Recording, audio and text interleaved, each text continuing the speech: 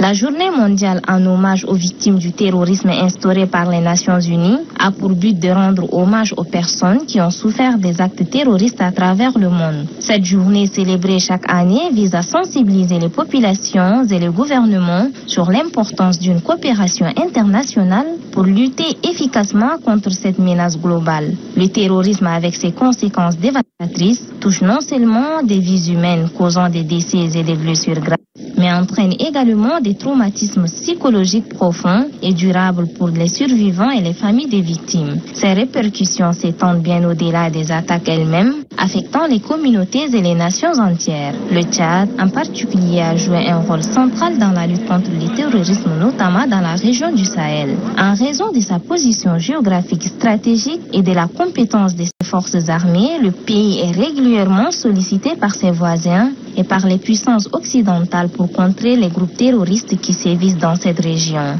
Les forces armées sont considérées comme une pierre angulaire dans la stabilisation du Sahel, où le terrorisme reste une menace persistante. Le Cameroun, le Nigeria, le Niger et le Mali sont des théâtres où les soldats tchadiens ont fait parler d'eux. Dans ce pays, ils ont administré des raclées mémorables aux terroristes.